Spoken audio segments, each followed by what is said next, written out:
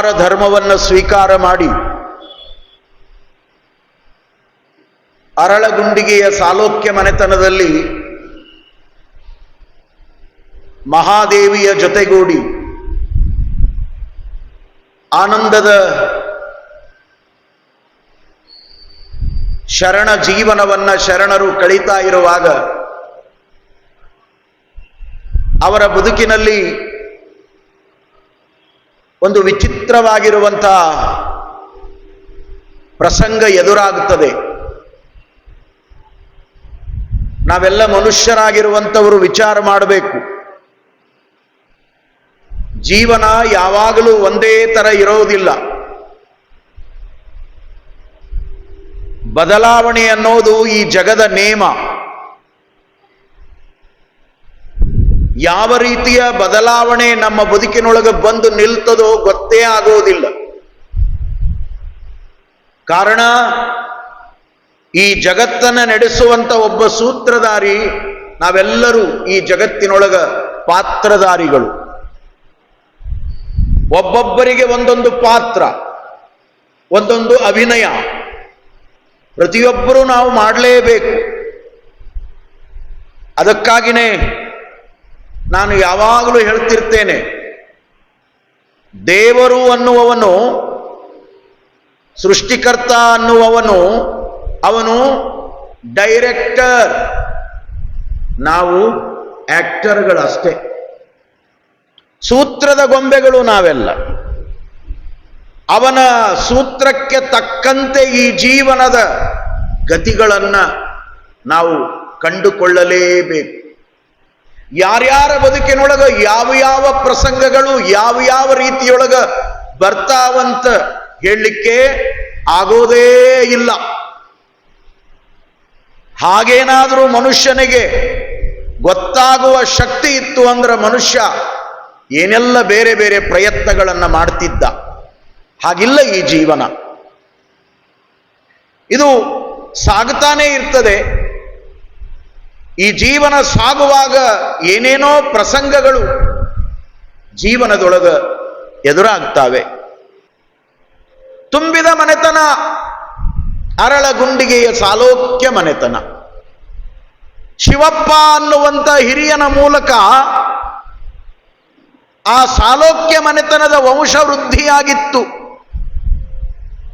ಶಿವಪ್ಪ ಅನ್ನುವಂಥ ಯಜಮಾನ ನೋಡಿ, ಆತನಿಗೆ ಹುಟ್ಟಿರುವಂತ ಗಂಡು ಸಂತಾನ 4. ಒಬ್ಬ ಆದಪ್ಪ, ಇನ್ನೊಬ್ಬ ನಿಂಗಪ್ಪ, ಮತ್ತೊಬ್ಬ ಮಲ್ಲಪ್ಪ, ಕೊನೆಯದವನೇ ಮಲ್ಕಪ್ಪ. ಇಲ್ಲಿ ಆದಪ್ಪ ಕೊನೆಯ ಮಲ್ಕಪ್ಪ.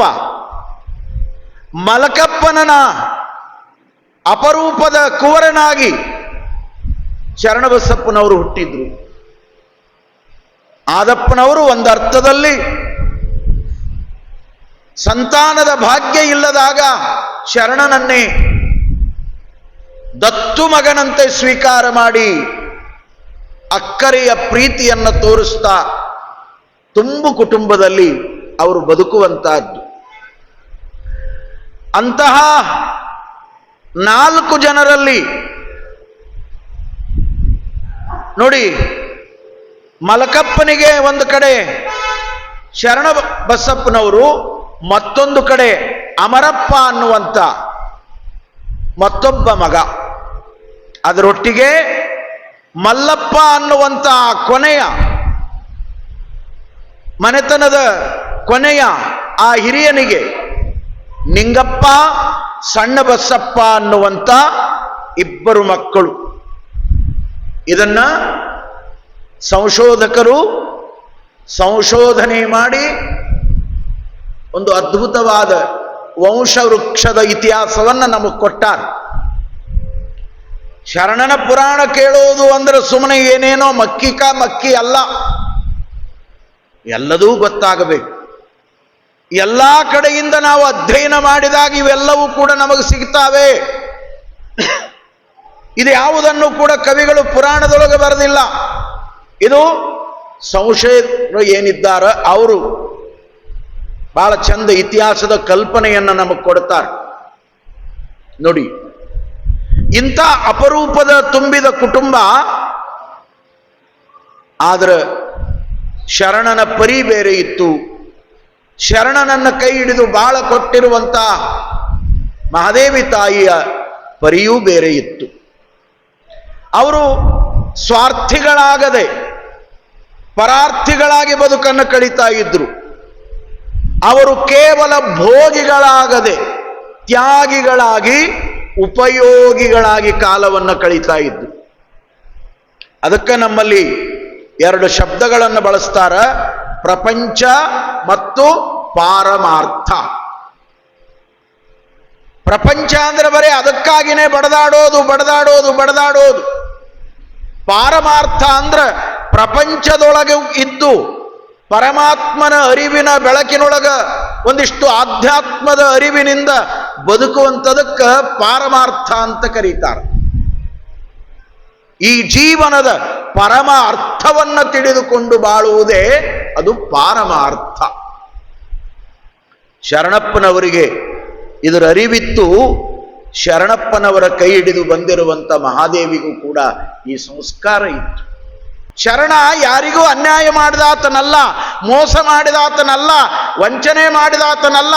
ದಿನ ಬೆಳಗ್ಗೆ ಹೇಳ್ತಿದ್ದ, ಬ್ರಾಹ್ಮಿ ಮುಹೂರ್ತದೊಳಗೆ ಲಿಂಗ ಪೂಜಾ ಮಾಡ್ಕೋತಿದ್ದ, ಹಸದು ಬಂದವ್ರನ್ನ ಕರ್ಕೊಂಡು ಬಂದು ಅರಳಗುಂಡಿಗೆ ತಮ್ಮ ಮನೆತನದೊಳಗೆ ಪ್ರಸಾದ ಮಾಡಿಸ್ತಿದ್ದ, ದಾಸೋಹ ಮಾಡಿಸ್ತಿದ್ದ, ಬಡಬಗ್ಗರ ಬಂದ್ರೆ ಅನುಕೂಲ ಮಾಡ್ತಿದ್ದ. ಅದನ್ನು ಸ್ವಂತ ದುಡಿದು ಕಾಯ ಕಷ್ಟದಿಂದ ಎಲ್ಲದನ್ನೂ ಮಾಡ್ತಿದ್ದ. ಇಷ್ಟು ಒಳ್ಳೇದು ಮಾಡೋದನ್ನ ನೋಡಿ ಮನೆಯಾಗಿದ್ದವ್ರು ಹೊಟ್ಟಿ ಹುರ್ಕೊಂಡು ನೋಡಿ. ಆತ ಏನು ಅಮರಪ್ಪ ಅನ್ನಾತ ಇದ್ದ, ಆತನ ಹೆಂಡತಿ ಹೆಸರು ನಿಂಗವ್ವ. ಆದ್ರೆ ಆ ಹೆಸರಿಗೆ ತಕ್ಕಂಗೆ ಇದ್ದಿಲ್ಲ, ಆಕೆ ನೊಂಗವ್ವ ಆಗಿದೆ. ನೊಂಗವ್ವ ಏನ್ರಿ? ಒಂದು ದಿನ ಹೊಲಕ್ಕೆ ಹೋಗ್ಯಾರ ಬುತ್ತಿ ಕಟ್ಕೊಂಡು, ಶರಣರು ಕೂಡ ಹೋಗ್ಯಾರ. ಅವರು ಒಂದು ಕಡೆ ಕೆಲಸ ಮಾಡ್ತಾ ಇದ್ದಾರೆ, ಇವರು ಒಂದು ಕಡೆ ಕೆಲಸ ಮಾಡ್ತಾ ಇದ್ದಾರ. ಮಾಡೋ ಮುಂದೆ ಆಕಿ ಗಂಡನಾದ ಅಮರಪ್ಪನ ಕಿವಿಯಾಗ ಬ್ರಹ್ಮೋಪದೇಶ ಮಾಡ್ತಾಳ. ನಾನು ತಮಾಷೆಗಾಗಿ ಯಾವಾಗಲೂ ಹೇಳ್ತಿರ್ತೀನಿ, ಶ್ರೀ ಗುರುವಿನ ಉಪದೇಶಕ್ಕಿಂತ ಸಿರಿ ಗುರುಗಳ ಉಪದೇಶ ಜಲ್ದಿ ಇಡಿಸ್ತದೆ ಈ ಜಗತ್ತಿಗೆ. ಭಾರಿ ಉಪದೇಶ ಅದು. ಉಣ್ಣಾಕ್ ಕುಂತಾಗ ಉಪದೇಶ ನಡೀತದೆ. ಹಿಂಗ ಪಲ್ಯ ನೀಡಿ ಚಪಾತಿ ನೀಡಿರ್ತಾರ ಅಲ್ರಿ ಅಂದ್ರದ್ರೆ ಮುಗೀತವ್ರ ಕತೆ. ಅವ ಮುಂದೆ ತುತ್ತಿಟ್ಕೊಳ್ಳೋದ ಕಷ್ಟ. ಅವಾಗ ಇಟ್ಟು ಚಂದ ಉಪದೇಶ ನಡೀತದ್ರಿ. ಕೂಡು ಕುಟುಂಬ ಇದ್ರೆ ದೊಡ್ಡ ಸಮಸ್ಯೆ ಇದು. ಇಬ್ಬರ ಇದ್ರಂತೂ ನಡೀತದ ಬಿಡ್ರಿ. ಆಕೆರ ಒಂದು ಹೇಳು, ಇವಾರ ಒಂದು ಹೇಳು, ಏನೋ ನಡೀತದ. ಕೂಡಿ ಕುಟುಂಬ ಇದ್ರೂ ಸಮಸ್ಯೆಗಳು ಭಾಳ ಇರ್ತಾವ. ಅಮರಪ್ಪಗ ಈಕಿ ಉಪದೇಶ ಮಾಡ್ತಾಳೆ ಕಿವ್ಯಾಗ, ಅಲ್ಲ ನಿಮಗೆ ಪ್ರಪಂಚದ ಬಗ್ಗೆ ಏನಾದರೂ ಗಂಧ ಗಾಳಿ ಐತೋ ಇಲ್ಲೋ? ನಿನ್ನ ಸಹೋದರ ಶರಣಪ್ಪ ಹೆಂಡತಿ ಕೂಡ ದಿನಾಲು ಲಿಂಗ ಪೂಜಾ, ಅದು ಇದು ಗುರುವಿನ ಪೂಜಾ, ಜಂಗಮರ ಪೂಜಾ, ದಾಸೋಹ ಅಂತ ತಿಳ್ಕೊಂಡು ದಾನ ಧರ್ಮ ಪರೋಪಕಾರ ಬಂದವ್ರನ್ನ ಉಣಿಸೋದು ಕೊಡೋದು ಮಾಡ್ಕೋತ ಹೊಂಟಾನ. ಹಿಂಗ ಮಾಡಿದ್ರೆ ಬಾಳ್ಯವಾಗ್ತದೇನು? ಮನಿತನ ಉಳಿತದೇನು? ಮುಂದೆ ಬರಬರ್ತ ಇದನ್ನ ಮಾಡ್ಕೋತ ಹೋದ್ರ ಹೊಲಮನಿ ಸಹಿತ ಹಾಳು ಮಾಡ್ತಾರ, ನಮ್ಮ ಕೈಯಾಗ ಬೋಕಿ ಕೊಡ್ತಾರ ಅಂದ್ಲಾಕಿ. ಎಂತ ಉಪದೇಶ ಇದು? ಹೌದಲ್ಲ ಅಂದಿವ. ಸಿರಿ ಗುರುವಿನ ಉಪದೇಶ ಕೇಳವ ಹೌದಲ್ಲ ಅಂದ. ಶರಣಪ್ಪ ಗುರುವಿನ ಉಪದೇಶ ಕೇಳ್ಯಾನ, ಇವ ಸಿರಿ ಗುರುವಿನ ಉಪದೇಶ ಕೇಳಾಕತ್ತಾರ. ನಿಮಗೆ ಹೇಳ್ತೀನಿ, ಹೌದಲ್ಲ ಹೌದಂತೀರೇನು? ಹಿಂಗಂದ್ರೆ ಬಾಳೆವಾಗ್ತದೇನು? ಹೊಲ್ದಾಗ ದುಡಿಯೋರು ನಾವು, ಮನ್ಯಾಗ ದುಡಿಯೋರು ನಾವು, ಕಷ್ಟಪಡೋರು ನಾವು. ಊರ್ ತುಂಬ ಯಾರ ಕೀರ್ತಿ ಅದ ಗೊತ್ತದೇನು? ಓಡಿ ಓಡ್ಯಾಗ ಮನಿಯೊಳಗ ಅರಳಗುಂಡಿಯೊಳಗ ಎಂತ ಶರಣಪ್ಪ, ಎಂತ ಶರಣಪ್ಪನ ಹೆಂಡತಿ ಮಹಾದೇವಿ. ಶಿವ ಪಾರ್ವತಿಯರಿದ್ದಂಗದಾರ, ದಾನ ಮಾಡ್ತಾರ, ಧರ್ಮ ಮಾಡ್ತಾರ, ಪರೋಪಕಾರ ಮಾಡ್ತಾರ, ದಾಸೋಹ ಮಾಡ್ತಾರಂತ ಅವ್ರದೇ ಗುಣಗಾನ ನಡೆದದ. ನಾವು ಮನ್ಯಾಗ ದುಡಿಯೋದು ಯಾರಿಗೂ ಕಾಣವಲ್ದು. ನಾವು ಹಿಂಗ ಮಾಡಿದ್ರೆ ಹೆಂಗ ಬಾಳ್ಯವಾಗ್ತದ, ನಾವು ಬ್ಯಾರೆ ಆಗೋಣ ಅಂತ ಉಪದೇಶ ಮಾಡಿದ್ಲ. ನಾವು ಬ್ಯಾರೆ ಆಗೋಣ ಅಂತ ಉಪದೇಶ ಮಾಡಿದ್ಲು. ಹೋಮ್ ಮಿನಿಸ್ಟ್ರಿ ಹೇಳಿದ್ರು ಒಲ್ಲೆ ಅನ್ನೋರು ಯಾರದಾರ? ಎಸ್ ಅನ್ನ. ಓಕೆ, ಆಗ್ಲಿ. ನಿಮಗೆ ಹೇಳ್ತೀನಿ, ದಿನ ಕಳೀತು, 2 ದಿನ ಕಳೀತು, 4 ದಿನ ಕಳೀತು. ಒಂದು ದಿನ ಅವಕಾಶದ ಸಂದರ್ಭ ನೋಡಿಕೊಂಡು ಹೆಂಡತಿಯ ಮಾತನ್ನ ಕೇಳಿ ವಿಚಾರ ಮಾಡಿರುವಂತ ಸ್ವಾರ್ಥಿ ಅಮರಪ್ಪ, ಶರಣಪ್ಪನ ಸಹೋದರ. ಈ ಜಗತ್ತಿನೊಳಗ ಸ್ವಾರ್ಥಿಗಳು ಯಾವುದಕ್ಕೆ ಬಡದಾಡ್ಯಾರಂದ್ರ ಈ 3 ವಿಚಾರಗಳಿಗೆ ಬಡದಾಡ್ಯಾರ. ಹೆಣ್ಣಿಗಾಗಿ ಸತ್ತಿತ್ತು ನೋಡ ಈ ಲೋಕ, ಮಣ್ಣಿಗಾಗಿ ಸತ್ತಿತ್ತು ನೋಡ ಈ ಲೋಕ, ಹೊನ್ನಿಗಾಗಿ ಸತ್ತಿತ್ತು ನೋಡ ಈ ಲೋಕ. ಇದು ಬಿಟ್ಟರೆ ಏನದ ಹೇಳ್ರಿ? ಇತಿಹಾಸದೊಳಗ ಯಾರೇ ಬಡದಾಡಿದ್ರು ಕೂಡ ಇವು 3ಕ್ಕ ಬಡದಾಡ್ತಾರ. ಒಂದು ಹೊನ್ನಿಗಾಗಿ, ಸಂಪತ್ತಿಗಾಗಿ, ದ್ರವ್ಯಕ್ಕಾಗಿ, ಒಂದು ಭೂಮಿಗಾಗಿ, ಮಣ್ಣಿಗಾಗಿ, ಜೀವನದೊಳಗ ಮತ್ತೊಂದು ಬಡದಾಡುವುದು ಅಂದ್ರೆ ಹೆಣ್ಣಿಗಾಗಿ. ರಾಜ ಮಹಾರಾಜರಂತವರು ಕೂಡ ಯುದ್ಧ ಮಾಡಿದ್ದು ಇವು 3ಕ್ಕ. ಹಿಸ್ಟ್ರಿ ತೆಗೆದು ನೋಡ್ರಿ ನೀವು. ಜಗದ ಕಲ್ಯಾಣಕ್ಕಾಗಿ ಯಾರೂ ಯುದ್ಧ ಮಾಡಲಿಲ್ಲ, ತಮ್ಮ ಸ್ವಾರ್ಥಕ್ಕಾಗಿ ಮಾಡಿದ್ರು, ಭೂಮಿಗಾಗಿ ಮಾಡಿದ್ರು, ಹೇಮಕ್ಕಾಗಿ ಮಾಡಿದ್ರು, ಕಾಮಿನಿಯರಿಗಾಗಿ ಮಾಡಿದ್ರು ಯುದ್ಧವನ್ನ. ಇವತ್ತು ಅದ ನಡೆದದ ಈ ಜಗತ್ತಿನೊಳಗ. ಇದ್ರ ಸುತ್ತನೇ ಎಲ್ಲ ನೋಡಿ. ಅಂತ ಸ್ವಾರ್ಥದ ಮನೋಭಾವನೆ ಅಮರಪ್ಪಗೆ ಬಂತು. ಒಂದು ದಿನ ಬೆಳಗಿನ ಜಾವ ಸ್ನಾನ ಮಾಡಿ ಲಿಂಗ ಪೂಜೆಯನ್ನು ಮುಗಿಸ್ಕೊಂಡು ಜಂಗಮರಿಗೆ ದಾಸೋಹ ಮಾಡಿ ಶರಣಬಸಪ್ಪನವರು ಮಡದಿಯ ಜೊತೆಯಲ್ಲಿ ತಾವು ಕೂಡ ಪ್ರಸಾದವನ್ನು ಸ್ವೀಕಾರ ಮಾಡಿಕೊಂಡು ಹಗ್ಗ ಕುಡುಗೋಲು ಹಿಡ್ಕೊಂಡು ಆಕಳ ಬಿಟ್ಕೊಂಡು ಹೊಲದ ಕಡೆ ಹೋಗಬೇಕು ಅಂತ ಹೊರಟಿರುವಾಗ ಅಮರಪ್ಪ ಉಳಿದವರೇನು 3-4 ಜನ ಸಹೋದರರಿದ್ರು, ಚಿಗದೊಡಪ್ಪನ ಮಕ್ಕಳಿದ್ರು, ಕೂಡು ಕುಟುಂಬ ಇತ್ತು. ಎಲ್ಲರಿಗೂ ತಲೆ ಕೆಡಿಸಿ ಅವತ್ತು ಕರೆಸಿ ಕಾಯ್ಕೋತ ಕುಂತಿದ್ದ. ಒಂದು ಕಡೆ ಹೆತ್ತವರು ಆದಪ್ಪ, ಮಡಿಯಮ್ಮ, ಸಂಗಮ್ಮ, ಮಲಕಪ್ಪ, ಹಿಂಗ್ಯಾಕೆ ಇವು ಕೂಡ್ಯಾವ ಹುಡುಗರು ಅಂತ ಅವರು ವಿಚಾರ ಮಾಡುವಾಗ ಅಮರಪ್ಪ ಹೇಳಿದ, ಇಲ್ಲವ್ವ, ನಾನಿವತ್ತು ಮನೆತನವನ್ನ ಪಾಲು ಮಾಡ್ತೀನಿ, ಭಾಗ ಮಾಡ್ತೀನಿ. ನಮ್ಮ ಪಾಲಿಗೆ ಬರೋದನ್ನ ನಾವು ತಗೋತೀವಿ, ಶರಣಪ್ಪನ ಪಾಲಿಗೆ ಏನು ಉಳಿತದ ಅದನ್ನ ಆತಕ್ಕೆ ಕೊಡ್ತೀವಿ. ಆತ ದಾಸೋಹರ ಮಾಡ್ಲಿ, ಏನಾರ ಮಾಡಿ. ಶುರುವಾಯಿತು. ಅದಕ್ಕೆ ಮನುಷ್ಯನೊಳಗ ಒಂದು ಕೆಟ್ಟ ಗುಣ ಅದಾರಿ. ಅದು ಯಾವ ಕೆಟ್ಟ ಗುಣ ಅಂದ್ರ ಒಳ್ಳೆಯದನ್ನ ಮಾಡೋದು ನೋಡಿ ಸಮಾಧಾನ ಪಡುವ ಗುಣ ಬಹಳ ಜನರಿಗೆ ಇರೋದಿಲ್ಲ. ಅದಕ್ಕೆ ಹೊಟ್ಟೆ ಕಿಚ್ಚಿನ ಗುಣ ಅಂತ ಕರೀತಾರೆ. DVG ಬರದಾರ ಮಂಕುತಿಮ್ಮನ ಕಗ್ಗದೊಳಗ, ಹೊಟ್ಟೆ ತುಂಬಿದ ತೋಳ ತಾ ಮಲಗೀತು.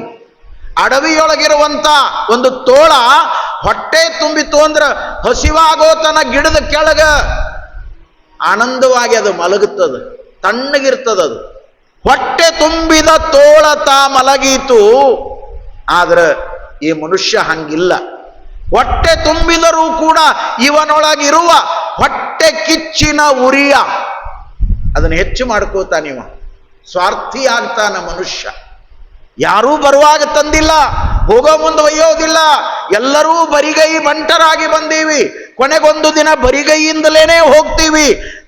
ನಿತ್ಯವೂ ಕೂಡ ಈ ಸತ್ಯವನ್ನ ಜಗತ್ತಿನೊಳಗೆ ನೋಡ್ತೀವಿ ಅಂದ್ರೂ ಕೂಡ ಮನಸ್ಸಿನೊಳಗೆ ಅಜ್ಞಾನದ ಆಸೆ ಅನ್ನೋದು ಹೊಟ್ಟೆ ಕಿಚ್ಚಿನ ಉರಿಯಾಗಿ ಕಾಡ್ತದೆ. ಸ್ವಾರ್ಥ. ಶರಣಪ್ಪನವರು ಇನ್ನೇನು ಹೋಗಬೇಕು ಅನ್ನುವಾಗ, ಯಪ್ಪ ಹಿಂಗ್ಯಾಕೆ ಮಾಡ್ತಿರೋ ಅಂತ ತಂದೆ ತಾಯಿಗಳು ಹೇಳ್ತಾ ಇದ್ರು. ಆವಾಗ ಅಮರಪ್ಪ ಅಂದ, ಇಲ್ಲ ಇಲ್ಲ, ನಮ್ಮ ಅಣ್ಣ ತಮ್ಮರ ಮನಸ್ಸಿನೊಳಗೆ ಈ ವಿಚಾರ ಬಂದದಂದ್ರ ಇವತ್ತು ಏನಾದರೂ ಒಂದು ಇತ್ಯರ್ಥ ಆಗಲೇಬೇಕು ಅಂತ ತಿಳ್ಕೊಂಡು ಸಾಲೋಕ್ಯ ಮನೆತನದ ಪಡಸಾಲಿಯೊಳಗೆ ಎಲ್ಲರೂ ಕೂತ್ಕೊಳ್ತಾರೆ. ಶರಣಪ್ಪ ಒಂದು ಕಡೆ ನಿಂತಾರ. ಶರಣಪ್ಪನವರ ಧರ್ಮಪತ್ನಿಯಾಗಿರುವಂತ ಮಹಾದೇವಿ ತಾಯಿ ಒಂದು ಕಡೆ ನಿಂತಾಳ. ಒಂದು ಕಡೆ ಆದಪ್ಪನವರು, ಒಂದು ಕಡೆ ಮಡಿಯಮ್ಮನವರು, ಒಂದು ಕಡೆ ಸಂಗಮ್ಮ, ಮಲಕಪ್ಪ, ಹಿಂಗ ಕುಂತಾರ, ಇವರೆಲ್ಲ ಒಂದು ಕಡೆ ಕುಂತಾರ. ಇದು ಹೆಂಗಾಗಿತ್ತು ಅಂದ್ರೆ, ಒಂದು ಕಡೆ ಕೌರವರ ಬಣ, ಒಂದು ಕಡೆ ಪಾಂಡವರ ಬಣ. ಇದು ಧರ್ಮ, ಅದು ಅಧರ್ಮ. ಇದು ಭೋಗ, ಅದು ತ್ಯಾಗ. ವಿಚಾರ ಮಾಡುವಂತ ಮಾತುಗಳು. ಶರಣರ ಬದುಕಿನೊಳಗೂ ಇದು ಬಂದು ಹೋತಲ್ಲ. ಇವತ್ತು ಜಗತ್ತೇ ಬಂದು ಶರಣನ ಪಾದಕ್ಕೆ ದೀರ್ಘದಂಡ ನಮಸ್ಕಾರ ಮಾಡಿ, ನಮ್ಮಪ್ಪ ಶರಣಪ್ಪ, ನೀ ಬಹಳ ದೊಡ್ಡವಪ್ಪ, ನಮ್ಮನ್ನ ಸುಖವಾಗಿಡುವಂತ ಬೇಡುವಂತ ಭಕ್ತರಿಗೆ ಬೆಳಕನ್ನ ಚೆಲ್ಲುವಂತ ಅಮರ ಮೂರ್ತಿಯಾಗಿ ಶಿವನ ಪ್ರತಿರೂಪವಾಗಿ ಜಗತ್ತಿಗೆ ಬಂದಿರುವಂತ ಶರಣಪ್ಪನ ಬದುಕಿನೊಳಗೂ ಕೂಡ ಇಂಥ ಪ್ರಸಂಗ ಬಂದು ಹೋಗ್ಯದ. ಇನ್ನು ನಾವು ನೀವು ಯಾವ ಲೆಕ್ಕ ವಿಚಾರ ಮಾಡಬೇಕು? ಪುರಾಣವನ್ನ ಸುಮ್ಮ ಕೇಳಬಾರದು, ಅದರೊಳಗೆ ಏನದ ತಿಳಿದು ಬಾಳಬೇಕು. ಬರ್ತಾವ ಬದುಕಿನೊಳಗ. ಒಳ್ಳೊಳ್ಳೆಯವರನ್ನ ಕಾಡ್ಯಾರ ಈ ಜಗತ್ತಿನೊಳಗ. ಅದಕ್ಕೆ ಚನ್ನಬಸವಣ್ಣನವರು ಬಹಳ ಚಂದ ಒಂದು ಮಾತು ಹೇಳ್ತಾರ, ಸರ್ವ ಸಂಘ ಪರಿತ್ಯಾಗವ ಮಾಡಿದ ಶರಣನ ಲೋಕದ ಸಂಸಾರಿಗಳೆಂತು ಮೆಚ್ಚುವರಯ್ಯ. ಸರ್ವ ಸಂಘ ಪರಿತ್ಯಾಗ. ಶರಣಪ್ಪ ಎಂದೂ ಸ್ವಾರ್ಥಿನೇ ಆಗಲಿಲ್ಲ, ಪರಾರ್ಥಿಯಾಗಿದ್ದ. ದೇವರ ಕೊಟ್ಟ ಶರೀರವನ್ನು ಬಳಸಿಕೊಂಡು ದುಡಿತಿದ್ದ. ದುಡಿದು ಬಂದದ್ದನ್ನ ದಾಸೋಹ ಮಾಡ್ತಿದ್ದ, ಸತ್ಕಾರ್ಯ ಮಾಡ್ತಿದ್ದ, ಬಡಬಗ್ಗರಿಗೆ ಹಂಚ್ತಿದ್ದ, ದಾನ ಮಾಡ್ತಿದ್ದ. ಇದರೊಳಗೆ ಯಾವುದು ಕೆಟ್ಟದ ವಿಚಾರ ಮಾಡ್ರಿ. ಶರಣಪ್ಪ ಏನು ಜೂಜ್ ಆಡ್ತಿದ್ದಿಲ್ಲ, ಇಸ್ಪೆಟ್ ಆಡ್ತಿದ್ದಿಲ್ಲ, ಹೊತ್ತು ಮನೆಗೆ ಹೋಗಿ ಕುಡಿತಿದ್ದಿಲ್ಲ, ಮತ್ಯಾವುದಕ್ಕೂ ಖರ್ಚು ಮಾಡ್ತಿರ್ಲಿಲ್ಲ. ಕಾಡಿದ್ರು. ಚನ್ನಬಸವಣ್ಣ ಹೇಳ್ತಾನ, ಸರ್ವ ಸಂಘ ಪರಿತ್ಯಾಗವ ಮಾಡಿದ ಶರಣನ ಲೋಕದ ಸಂಸಾರಿಗಳು ಎಂತು ಮೆಚ್ಚುವರಯ್ಯ. ಅವರೆಲ್ಲ ಲೋಕದ ಸಂಸಾರಿಗಳು. ಅಮರಪ್ಪನ ಹೆಂಡತಿ, ಉಳಿದೆಲ್ಲ 4-5 ಜನ ಅಣ್ಣ ತಮ್ಮಂದಿರು. ಎಂತು ಮೆಚ್ಚುವರಯ್ಯ. ಶರಣನ ಗುಣ ಅವರಿಗೇನು ಗೊತ್ತಾಗ್ತದೆ? ಮನುಷ್ಯ ತನ್ನ ತಾಪಕ್ಕೆ ದೇವರನ್ನೂ ಬೈತಾನೆ ಈ ಜಗತ್ತಿನೊಳಗ. ಅವೇನ್ ಬಿಡ್ರಿ, ದೇವ್ರು ನಮಗೇನು ಕೊಟ್ಟಾನನ್ನೋ ಮುಂದಿನ ಬಹಳದ. ಏನು ಕೊಡಬೇಕೋ ಏನು. ಹಿಮ್ಮತ್ತಿನ ಶರೀರ ಕೊಟ್ಟಾನ, ಬುದ್ಧಿ ಕೊಟ್ಟಾನ, ವಿದ್ಯಾ ಕೊಟ್ಟಾನ, ಕೈ ಕೊಟ್ಟಾನ, ಕಾಲು ಕೊಟ್ಟಾನ, ಕಣ್ಣು ಕೊಟ್ಟಾನ, ಚಂದ ಬದುಕ ಮಾಡಿ ದುಡಿದು ಹೊಟ್ಟೆ ತುಂಬ ಉಣ್ಣುವಂತ ಭೂಮಿ ಕೊಟ್ಟಾನ, ಗಾಳಿ ಕೊಟ್ಟಾನ, ಬೆಳಕು ಕೊಟ್ಟಾನ, ಮಳಿ ಕೊಟ್ಟಾನ. ಇನ್ನೇನು ಕೊಡಬೇಕೋ ಈ ಜಗತ್ತಿಗೆ ದೇವರು? ವಿಚಾರ ಮಾಡಬೇಕು ಮನುಷ್ಯರಾದ ನಾವುಗಳು. ಸರ್ವ ಸಂಘ ಪರಿತ್ಯಾಗವ ಮಾಡಿದ ಶರಣನ ಲೋಕದ ಸಂಸಾರಿಗಳೆಂತು ಮೆಚ್ಚುವರಯ್ಯ. ಊರೊಳಗಿರ್ದರೆ ಉಪಾಧಿಕನೆಂಬರು, ಅಡವಿಯೊಳಗಿರ್ದರೆ ಮೃಗನೆಂಬರು. ಊರಾಗಿದ್ರ ಊರು ಸಬರಿ ಯಾಕ ಅಂತಾರ. ಊರು ಸಬರಿನ ಬೇಡ ಅಂತ ಅಡವ್ಯಾಗಿದ್ರ ಅದಕ್ಕೇನ್ರಿ ಮಂದ್ಯ ಮಕ್ಕಳ ಬಂದು ಬಳಗ ಅಡವ್ಯಾಗ ಕುಂತದ. ಊರೊಳಗಿರ್ದರೆ ಉಪಾಧಿಕನೆಂಬರು, ಅಡವಿಯೊಳಗಿರ್ದರೆ ಮೃಗನೆಂಬರು. ಹೆಣ್ಣ ಬಿಟ್ಟಡೆ ನಪುಂಸಕನೆಂಬರು, ಹೊನ್ನ ಬಿಟ್ಟಡೆ ದರಿದ್ರನೆಂಬರು, ಮಣ್ಣ ಬಿಟ್ಟಡೆ ಪೂರ್ವ ಕರ್ಮಿ ಎಂಬರು. ಮಾತನಾಡಿದರೆ ಜ್ಞಾನಿಗೇಕಯ್ಯ ಮಾತೆಂಬರು, ಮಾತನಾಡದಿದ್ದರೆ ಮೂಕನೆಂಬರು. ನಿಜವ ನುಡಿದರೆ ನಿಷ್ಠುರಿ ಎಂಬರು, ಸಮತೆಯ ನುಡಿದರೆ ಅಂಜುವನೆಂಬರು. ಇದು ಕಾರಣ ಕೂಡಲ ಚನ್ನ ಸಂಗಮ ದೇವ ನಿಮ್ಮ ಶರಣ ಲೋಕದಿಚ್ಛೆಯ ನುಡಿಯ ಲೋಕದಿಚ್ಛೆಯ ನಡೆ. ಶರಣಪ್ಪನ ಸ್ಥಿತಿ ಹಿಂಗಿತ್ತು. ಈ ಲೋಕದ ವಿಚಾರಕ್ಕೆ ಬಲಿಬಿದ್ದು ಬದುಕುವವನಲ್ಲ ಶರಣಪ್ಪ. ಎಲ್ಲರೂ ಕೂಡ್ಯಾರ, ಕೂಡು ಕುಟುಂಬ ಕುಂತಾರ. ಸಹೋದರ ಅಮರಪ್ಪ ಹೆಂಡತಿಯ ಮಾತನ್ನ ಕೇಳಿ ಮಾತಿಗೆ ಮುಂದಾದ. ಶರಣಪ್ಪ, ಇವತ್ತು ಈ ಮನೆಯೊಳಗ ಒಂದು ಇತ್ಯರ್ಥ ಆಗಬೇಕು. ಏನು ಇತ್ಯರ್ಥಪ್ಪ? ಏನೂ ಇಲ್ಲ. ಈ ಮನೆಯೊಳಗ ಭಾಗ ಆಗಬೇಕು. ನಾವೇನು ಅಣ್ಣತಮ್ಮರದೀವಿ, ನಮ್ಮ ಪಾಲಿಗೆ ಎಷ್ಟೆಷ್ಟು ಬರ್ತದ ಅಷ್ಟಷ್ಟು ಭಾಗ ಕೊಡಬೇಕು. ಭಾಗ ಮಾಡಿಕೊಂಡು ನಾವೆಲ್ಲ ಸ್ವತಂತ್ರವಾಗಿ ಬದುಕ್ತೀವಿ. ನಮ್ಮ ಪಾಲಿನ ಭಾಗ ಬೇಕು ಅಂದ. ಶರಣಪ್ಪ ಎಂಥ ತ್ಯಾಗಿ. ಇತಿಹಾಸದೊಳಗ ಶರಣಪ್ಪ ಯಾಕೆ ದೊಡ್ಡತಾದ? ಪಾಲು ಬೇಡಿದವರೆಲ್ಲ ಮಣ್ಣಲ್ಲಿ ಮಣ್ಣಾಗಿ ಹೋಗ್ಯಾರ. ಪಾಲನ್ನ ನೀಡಿ ತ್ಯಾಗಿಯಾಗಿರುವಂತ ಶರಣಪ್ಪ 203 ವರ್ಷ ಆಯಿತು ಲಿಂಗೈಕ್ಯರಾಗಿ. ಇವತ್ತು ನಿತ್ಯ ಪುಣ್ಯಾತ್ಮನ ಉತ್ಸವ ನಡೆದದ, ಜಾತ್ರೆ ನಡೆದದ, ಕೋಟಿ ಕೋಟಿ ಜನ ಶರಣಪ್ಪನ ದರ್ಶನಕ್ಕೆ ಬರ್ತಾರ. ಇದು ಶರಣನ ಶಕ್ತಿ. ಲೌಕಿಕರಿಗೂ ಅಲೌಕಿಕರಿಗೂ ಇರುವಂತ ವ್ಯತ್ಯಾಸ ಏನು ಅಂದ್ರೆ ಇದು ಕಣ್ಣಿಗೆ ಕಾಣುತ್ತದಲ್ರಿ, ಇವತ್ತಿಂದಲ್ಲ ನಿನ್ನಿದಲ್ಲ. ವಿಚಾರ ಮಾಡಬೇಕು ನಾವೆಲ್ಲ. ಎಂತ ಮಹಾನುಭಾವ ಶರಣ ನೋಡಿ. ಪಾಲಾಗಬೇಕು ಅಂತ ಇವರು ಬೇಡಿಕೊಂಡಾಗ ಶರಣಪ್ಪನವರು ಕೈ ಮುಗಿದು ಒಂದು ಮಾತು ಹೇಳ್ತಾರೆ, ಯವ್ವ ಅಪ್ಪ, ನೀವು ಈ ಮನೆತನದ ಜನ್ಮದಾತರು, ಹಿರಿಯರು, ನೀವಾದ್ರೂ ಹೇಳಬಾರ್ದೆ? ಆವಾಗ ಆದಪ್ಪನವರಂತಾರೆ, ಯಪ್ಪ ಎಲ್ಲ ಹೇಳೀವಿ, ಇವು ಹಠಮಾರಿ ಮಕ್ಕಳು ಹೇಳಿದ ಮಾತು ಕೇಳ್ತಾ ಇಲ್ಲ, ನೀನ ಒಂದಿಷ್ಟು ಹೇಳು ಅಂದಾಗ ಶರಣಪ್ಪನವರು ಕೈ ಮುಗಿದು ಹೇಳ್ತಾರ, ಯಪ್ಪ ಸಾಲೋಕ್ಯ ಮನೆತನವನ್ನ ಭಾಗ ಮಾಡೋದು ಬೇಡ, ಸಾಲೋಕ್ಯ ಮನೆತನವನ್ನ ಒಡೆಯೋದು ಬೇಡ, ಇಬ್ಬಾಗ ಮಾಡೋದು ಬೇಡ. ಕೂಡು ಕುಟುಂಬದ ಇತಿಹಾಸದ ಮನೆತನ ಇದು. ದಾನ ಧರ್ಮ ಪರೋಪಕಾರ ಪುಣ್ಯ ಸತ್ಕಾರ್ಯ ಗುರುಲಿಂಗ ಜಂಗಮರ ಆರಾಧನೆಯನ್ನ ಮಾಡ್ತಾ ಬದುಕಿರುವಂತ ಮನೆತನ ಯಪ್ಪ. ಇಂಥ ಮನೆತನ ಅರಳಗುಂಡಿಗೆ ಇತಿಹಾಸದೊಳಗ ಇಬ್ಬಾಗ ಆಗೋದು ಬೇಕಾಗಿಲ್ಲ, ಪಾಲಾಗೋದು ಬೇಕಾಗಿಲ್ಲ, ಭಾಗ ಆಗೋದು ಬೇಕಾಗಿಲ್ಲ, ಮಾಡೋದು ಬ್ಯಾಡ್ರಪ್ಪ ಅಂತ ಶರಣಪ್ಪನವರು ಬೇಡಿಕೊಂಡಾಗ ಅಮರಪ್ಪ ಅಂತಾನ, ನೋಡಪ್ಪ ನಿನಗೆ ಬ್ಯಾಡಾಗಿರಬಹುದು, ನಮಗ ಬ್ಯಾಡಾಗ್ಯಾರ, ನಮಗ ಭಾಗ ಬೇಕು, ನಮಗ ಪಾಲು ಬೇಕು, ನೀ ಮಾಡಬೇಕು ಅಂದಾಗ ಎಂತ ತ್ಯಾಗಿ ಶರಣಪ್ಪ. ಶರಣಪ್ಪನವರಂತಾರ, ನೋಡ್ರಪ್ಪ ನನಗಂತೂ ಪಾಲು ಮಾಡುವ ಇಚ್ಛೆ ಇಲ್ಲ, ಭಾಗ ಮಾಡುವ ಇಚ್ಛೆ ಇಲ್ಲ, ನನ್ನೊಳಗ ಶಿವ ಕೂತ್ಕೊಂಡು ನುಡಿಸ್ತಾ ಇದ್ದಾನ, ಶಿವನ ಅಪ್ಪಣೆಯನ್ನ ನಾನು ಒಪ್ತೀನ್ರಿಪ್ಪ. ನೋಡ್ರಿ ನೀವೇನ್ ಅಣ್ತಂಬ್ರದೀರಿ, ನಿಮಗೆ ಏನೇನು ಬೇಕು ಎಲ್ಲ ತಗೊಂಡು ನೀವೇನು ಉಳಿಸ್ತೀರಿ ಅದು ಶಿವ ಕೊಟ್ಟ ಪ್ರಸಾದ ಅಂತ ನಾನು ಒಪ್ಕೊಳ್ತೀನಿ, ನೀವು ಉಳಿಸ್ಲಿಲ್ಲ ಅಂದ್ರೂ ಕೂಡ ಸಂತೋಷ ಪಡ್ತೀನಿ ಅಂದ್ರು ಶರಣಪ್ಪನವರು. ಎಂತ ತ್ಯಾಗಿ ಶರಣಪ್ಪ. ಅದಕ್ಕಾಗಿನೇ ಈ ಮಾನವ ಜಗತ್ತನ್ನ ಬಲ್ಲವರು 3 ಭಾಗ ಮಾಡ್ಯಾರ್ರಿ, 3 ಭಾಗ ಮಾಡ್ಯಾರ. ಏನು 3 ಭಾಗ ಅಂದ್ರ ಮಾನವ, ದಾನವ ಮತ್ತು ಮಹಾತ್ಮ. ಮಾನವ, ದಾನವ ಮತ್ತು ಮಹಾತ್ಮ ಅಂತ 3 ಭಾಗ ಮಾಡ್ಯಾರ ಮನುಷ್ಯ ಲೋಕದೊಳಗ ಬಲ್ಲಂತ ಜ್ಞಾನಿಗಳು. ಇವು 3.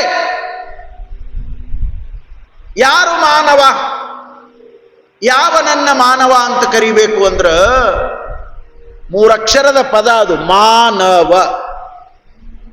ಮಾ ಅಂದ್ರ ಅಮ್ಮ, ಜನ್ಮದಾತೆ, ಜನನಿ, ತಾಯಿ, ಹಡೆದವ್ವ. ಮಾ ಅಮ್ಮ. ನವ ಅಂದ್ರ 9, 9. ಅಮ್ಮನ ಹೊಟ್ಟೆಯೊಳಗ 9 ತಿಂಗಳುಗಳ ಕಾಲ ಇದ್ದು ಜಗತ್ತಿಗೆ ನವನವೀನವಾಗಿರುವಂತ ಜನ್ಮವನ್ನ ಪಡೆದು ಹುಟ್ಟಿ ಬರೋದೇನೈತಲ್ಲ, ಆ ಬದುಕಿಗೆ ಮಾನವ ಮಾನವ ಮಾನವ ಅಂತ ಕರೆದಾರ. ಮಾನವ ಹೆಂಗಿರಬೇಕು? ಮಾನವನ ಗುಣ ಏನಾಗಿರಬೇಕು ಅಂದ್ರೆ ಬಲ್ಲವರು ಹೇಳಿದ್ರು, ನಂದು ನನಗಿರ್ಲಿ, ನಿಂದು ನಿನಗಿರ್ಲಿ, ನೀನೂ ಚಲೋ ಇರು, ನಾನೂ ಚಲೋ ಇರ್ತೀನಿ ಅಂತ ಯಾವ ಬದುಕ್ತಾನ ಅವ ನಿಜವಾದ ಮಾನವ. ಅಂಡ್ರಿ ಇರ್ಬೋದು, ತಮ್ಮ ಇರ್ಬೋದು, ಬಂಧು ಬಳಗ ಇರ್ಬೋದು, ಯಾರೇ ಇರ್ಬೋದ್ರಿ, ನೀನು ಚಲೋ ಇರು, ನಾನು ಚಲೋ ಇರ್ತೀನಿ, ಚಲೋ ಇರಾಕ ಬಂದೀವಿ ಈ ಜಗತ್ತಿಗೆ ಮನುಷ್ಯರಾಗಿ, ನೀನು ಚಲೋ ಇರಪ್ಪ, ನಾನು ಚಲೋ ಇರ್ತೀನಿ ಅಂತ ಯಾವ ತಿಳಿದು ಬಾಳ್ತಾನಲ್ಲ ಅವ ಮಾನವ. ಇನ್ನು ದಾನವ ಯಾರು ಅಂದ್ರ, ದಾನವನನ್ನ ಅಸುರ ರಕ್ಕಸ ಅಂತ ಕರೀತಾರೆ. ಮಾನವರೊಳಗ ದಾನವರು ಇರ್ತಾರೆ. ದಾನವರು ಅಂದ್ರೆ ಅವ್ರ ತಲೆಯಾಗ 2 ಕೋಡ, ನಾಲಿಗೆ ಬಹಳ ಉದ್ದಿರ್ತದ, ಕ್ವಾರಿ ಹಲ್ಲು ಇರ್ತಾವ. ಈ ಪುರಾಣದಾಗ ಟಿವಿಯಾಗ ಸಿನಿಮಾದಾಗ ತೋರಿಸ್ತಾರಲ್ಲ, ರಕ್ಕಸರ ಆಕಾರ, ವಿಚಿತ್ರ ಹೊಟ್ಟಿ, ದೊಡ್ಡ ಕಿವಿ, ಕರ್ರನ ಮಯ್ಯ. ಹಿಂಗೇನಿಲ್ರಿ. ಈ ಮನುಷ್ಯರೊಳಗ ದಾನವರದಾರ, ರಕ್ಕಸರದಾರ. ಅವ ನಂದು ನನಗಿರ್ಲಿ, ನಿಂದು ನಿನಗಿರ್ಲಿ, ನೀನು ಚಲೋ ಇರು, ನಾನು ಚಲೋ ಇರ್ತೀನಿ ಅನ್ನವ ಮಾನವ. ನಂದು ನನಗಿರ್ಲಿ, ನೀ ಹಾಳಾಗಿ ಹೋದ್ರು ಅಡ್ಡಿಲ್ಲ, ನಿಂದು ನನಗಿರ್ಲಿ ಅಂತ ಯಾವ ಅಂತಾನ, ಇವನೇ ದಾನವ, ಇವನೇ ರಕ್ಕಸ. ಇಂಥ ಕಂಪನಿ ಜಗತ್ತಿನಾಗ ಬಹಳ ಹೆಚ್ಚಾಗ್ಯದ. 100 ಮನೆಗಳ ಸಂಸಾರವನ್ನ ಹಾಳು ಮಾಡಿ ತಮ್ಮ ಮನೆಯ ಗೋಪುರವನ್ನ ಕಟ್ಟುವಂತವರ ಸಂಖ್ಯೆ ಹೆಚ್ಚಾಗ್ಯದ ಜಗತ್ತಿನೊಳಗ. ಅದಕ್ಕೆ ಇದು ಪಾಪಿಗಳ ಲೋಕ ಅನ್ನಿಸ್ಕೊಳಕತ್ತದ. ನಂದು ನನಗಿರ್ಲಿ, ನಿಂದೂ ನನಗಿರ್ಲಿ, ಇದು ಸ್ವಾರ್ಥದ ಪರಮಾವಧಿ, ಇದು ದಾನವ. ಇನ್ನು ಮಹಾತ್ಮ ಅಂದ್ರೆ ಯಾರು? ಅಪ್ಪ, ಈ ಜಗತ್ತೇ ನನ್ನದಲ್ಲ, ಈ ಜಗತ್ತು ಶಿವ ಕೊಟ್ಟ ಸೊಮ್ಮು, ಇದು ಶಿವನ ಪ್ರಸಾದ, ಇದು ಅವನ ಅನುಗ್ರಹದ ಮಹಾಪ್ರಸಾದ. ನಿಮ್ಮ ಸೊಮ್ಮ ನಿಮಗೆ ಸವೆಸುವೆನಲ್ಲದೆ ಮತ್ತೊಂದ ಕ್ರಿಯೆ ಮಾಡೆನು, ನಿಮ್ಮಾಣೆ ಕೂಡಲು ಸಂಗಮ ದೇವ. ಇದು ನೀವು ಕೊಟ್ಟಿದ್ದು. ಭೂಮಿ ನಿಮ್ಮದು, ಮಳೆ ನಿಮ್ಮದು, ಬೆಳೆ ನಿಮ್ಮದು, ಉಸಿರು ನಿಮ್ಮದು, ಕಾಯ ನಿಮ್ಮದು, ಜೀವ ನಿಮ್ಮದು, ಬುದ್ಧಿ ನಿಮ್ಮದು, ಜ್ಞಾನ ನಿಮ್ಮದು. ಈ ಜಗತ್ತಿನ ವಿಕಾಸವೆಲ್ಲವೂ ನಿಮ್ಮದೇ. ನೀನು ಕೊಟ್ಟ ಪರಮ ಪ್ರಸಾದ ಪರಮಾತ್ಮ ಈ ಸೃಷ್ಟಿ. ಈ ಸೃಷ್ಟಿಯೊಳಗ ನಾನು ನಿನ್ನ ದಾಸನಾಗಿ ಬಂದೀನಿ. ನೀನು ಸೂತ್ರಧಾರಿ, ನಾನು ಕೇವಲ ಒಬ್ಬ ಪಾತ್ರಧಾರಿ ಮಾತ್ರ. ಹಾಗಾಗಿ ನಿನ್ನ ಈ ಜಗತ್ತಿನೊಳಗ ಎಲ್ಲದೂ ನಿನ್ನದೇ ತಂದೆ ಅಂತ ಯಾರ್ಯಾರು ಬದುಕ್ಯಾರ ಅವರು ಈ ಜಗತ್ತಿನೊಳಗ ಮಹಾತ್ಮರಾಗ್ಯಾರ. ಆ ಮಹಾತ್ಮರೇ ಶರಣಬಸಪ್ಪನವರು, ಶರಣಬಸಪ್ಪನವರು, ಶರಣಬಸಪ್ಪನವರು. ನೋಡ್ರಿ, ನಂದು ನನಗಿರ್ಲಿ, ನಿಂದು ನಿನಗಿರ್ಲಿ, ನೀನು ಚಲೋ ಇರು, ನಾನು ಚಲೋ ಇರ್ತೀನಿ ಮಾನವ. ನಂದು ನನಗಿರ್ಲಿ, ನಿಂದೂ ನನಗಿರ್ಲಿ, ಇವ ದಾನವ. ಮಹಾತ್ಮ ನಿಂದು ನಿನಗಿರ್ಲಿ, ಬೇಕು ಅಂದ್ರ ನಂದೂ ನಿನಗಿರ್ಲಿ ಅಂತ ಯಾವ ತ್ಯಾಗ ಮಾಡ್ತಾನಲ್ಲ ಅವನೇ ಮಹಾತ್ಮ, ಅವನೇ ಶರಣ.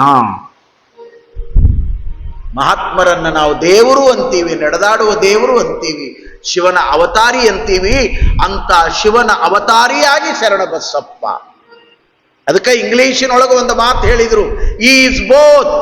Who is Mahatma? ಯಾರನ್ನ ಮಹಾತ್ಮ ಅನ್ಬೇಕು? ಬಹಳ ಚಂದ ಹೇಳ್ತಾನ ಅನುಭಾವಿ. ಈಸ್ ಬೋತ್, ಅವ ಎರಡೂ ಆಗಿರ್ತಾನಂತ ಮಹಾತ್ಮ. ಏನಾಗ್ಯಾನ? Man and god. ಮನುಷ್ಯನೂ ಆಗ್ಯಾನ, ಮನುಷ್ಯ ರೂಪದೊಳಗ ದೇವರೂ ಆಗ್ಯಾನ, ಮನುಷ್ಯ ರೂಪದೊಳಗನೆ ಶಿವ ಶರಣನಾಗಿ ಬಂದಿದ್ದ ಅರಳಗುಂಡಿಗೆಯ ಸಾಲೋಕ್ಯ ಮನೆತನದೊಳಗೆ. ಜಗತ್ತಿಗೆ ಸತ್ಯವನ್ನ ಸಾರುವ ಸಲುವಾಗಿ ಲೀಲೆಗಳ ನಡೀತಾವ. ಸತ್ಯ ದರ್ಶನವನ್ನ ಮಾಡಿಸ್ತಾರ ಮಹಾತ್ಮರು ಈ ಜಗತ್ತಿನೊಳಗ. ಲೌಕಿಕದೊಳಗ ಪಾರಮಾರ್ಥದ ಅರಿವನ್ನ ಮೂಡಿಸಿ ಈ ಜಗತ್ತಿಗೆ ನಿಜವಾಗಿರುವಂತ ಜೀವನದ ಪ್ರಜ್ಞೆಯನ್ನು ತಿಳಿಸ್ತಾರ ಮಹಾತ್ಮರು. ಶರಣಪ್ಪ ಅಂದ, ನೋಡ್ರಪ್ಪ, ನಿಮಗೆ ಏನೇನು ಬೇಕು, ನಿಮಗೆ ಬೇಕಾಗಿದ್ದ ಎಲ್ಲ ತಗೊಂಡು ನೀವಾಗೆ ಉಳಿಸು. ಮನಸ್ಸಿದ್ರ ಏನು ಉಳಿಸ್ತೀರಿ ಅದು ಶಿವನಿತ್ತ ಪ್ರಸಾದ ಅಂತ ತಿಳ್ಕೊಂಡು ನಾನು ಅದನ್ನ ಪಾಲಿಗೆ ಬಂದದ್ದು ಪಂಚಾಮೃತ ಅಂತ ತಿಳ್ಕೊಂಡು ಒಪ್ಕೊಳ್ತೀನಿ ಅನ್ನುವಂತ ಮಾತನ್ನ ಶರಣಪ್ಪನವರು ಹೇಳ್ತಾರ.